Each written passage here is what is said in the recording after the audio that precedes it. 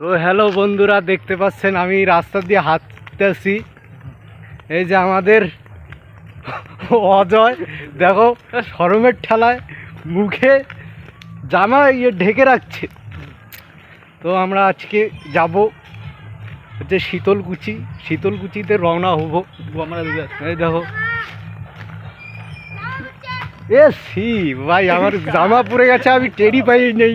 দেখো গাইস, এই যে জামাটা ভোলা সুতার মতো গাছ না গাইস। এখন আমরা যাইতেছি অজয়ের বাড়িতে। গাইস, অজয়ের বাড়িতে পৌঁছালাম। এটা অজয়ের বাড়ি।